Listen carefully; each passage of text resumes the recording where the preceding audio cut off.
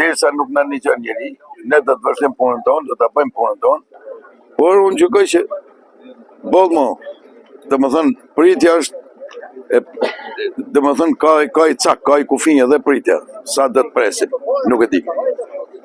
Ju lutem autoriteteve, domethënë të shtetit, që të vënë para përgjegjësisë firmën kontraktuese, që është për mirëmbajtjen e rrugëve, ose koncesionarin, siç quhet, domethënë me gjuhën e marrëveshjes shtetërore që kanë bërë këta. Kena dalë për si të protestë për rrugë 500 metra, ne prishëm makina, prishëm dërë çdo gjë, ne do dalim prapë, dhe këta shtrejnë si të cëp rrugë. Asë që gjanë tjetë, 5 minuta protestë, me ka që rrugë sa jena, do s'kam dalë mi marrë për shpijet me zërë. Ka sa jena, mina me shtru që të cëp rrugë. Nuk ka punë as politika, as drejsh, as birë, 500 metra rrugë. Vinë kamionat të mdhej, vinë këta, vinë e pa e prishin për i herë. Hikim natë, vinë me pas në i spunë, në i gja nuk vjen as tangun me kalum këtë rrugë. Ka sa mocit, kemi sa ma shpejt me shtru, do dalim prapë në protestë. Pasore, sa me dhe këta shtrojnë. Faleminderit. Protesta banorëve të Gramzës futet në një fazë të re, është protesta 4, nuk ka reagim nga institucionet, kjo është e turpshme. Ndërkohë banorët e Gramzës kanë vendosur sot me nënshkruajt një peticion drejtuar Bashkisë Krujës, ARRSH-s apo çdo institucioni tjetër që ka vendimare këtu në Shqipëri për punën e rrugëve. Të kërkosh rrugë në vitin 2026 është fatkeqësi kombëtare.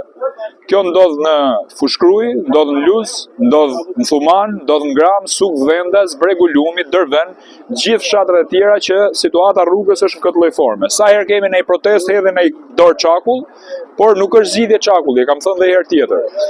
Nëse shihni pas shpinës time se çka kemi bllokuar neve tani, se nuk është se kemi qef me bllokuar rrugë, këto janë gjithë kamiona, pra ky i pari dhe gjithë pjesa tjetër janë kamiona, kalojnë mbi 2000 trailerë në ditë me statistikë. Dhe të kalosh në këtë rrugë që thyen kockat e njerëzve, jo më palestrat e makinës, imagjinoj se në çfarë situate janë këta banorë. Prandaj është shumë e rëndësishme kërkesa për informacion, në rast se këta nuk do reagojnë, sigurisht që këta banorë do të ndjekin të gjithë hapat institucional për ta denoncuar prokurori, për ta denoncuar në gjykat dhe pa diskutim që do vazhdohet një betejë shumë e fortë ligjore.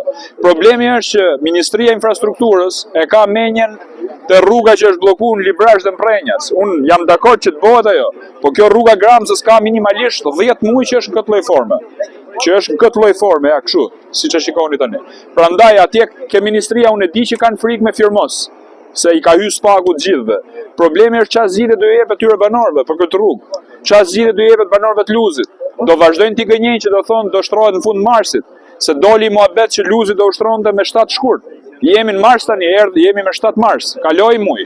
Pra, këtu ka i papërgjegjshmëri totale dhe i bëj thirrje institucioneve të vendosin dorë sepse këta banorë nuk do ta lënë protestën e tyre dhe do të vazhdohet bllokohet rruga. Siç po e shikoni, për disa të herë radhazi banorët e fshatrave Gramës, Suks, Bregu Lumit, por edhe më tutje Fushmamuras lidhen këtu për problematikën që ka sjell prishja e këtij aksi rrugor prej 500 metrash që lidh autostradën me rrugën nacionale, e cila për shkak të përdorimit nga trailerat pas hapjes së daljes nga autostrada ka shkuar në një gjendje të mjerueshme.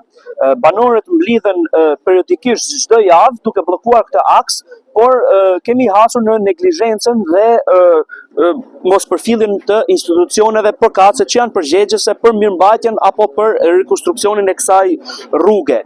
Natyrisht që kishim paralajmëruar që do në hapat në vijim ne do të ndërmarrim edhe hapa të cilët do të eskalonin më tutje deri në bllokimin e rrugëve apo hapat ligjor të cilët duhen ndjekur për të bërë të mundur rehabilitimin e këtij aksi. Sot ne jemi mbledhur, do paraqesim para banorëve një peticion, do të firmoset dhe do të i drejtohemi institucioneve si bashkia apo autoritetit rrugor shqiptar për ta ndjekur këtë çështje, sepse nuk kemi marrë asnjë lloj përgjigje nga këta institucione. Çfarë do bëhet me hallet e banorëve të këtyre zonave? Kemi thënë dhe më përpara që ky nuk është vetëm një hall lokal, është një hall kombëtar. Ky është aks, kjo rrugë lidh akse kombëtare. Kjo rrugë lidh shërbimet e emergjencave nga zonat veriore drejt Tiranës, pra ambulancat, zjarfikset, policia, ushtria, gjithë aksesojnë këtë rrugë për të dalë nga autostrada në rrugën nacionale për shkuar në drejtim Tiranës. Një ambulancë po nuk hyri nga autostrada këtu, nuk del dot tek spitali i traumës. Këto vonesa sjellin pasoja shumë të rënda në jetën e njerëzve. I bëj thirrje pushtetarëve që janë në krye. Ky popull, ashtu siç ju ka votuar për t'i drejtuar atje ku jeni, ky popull ju ndeshkon sërish me vonë.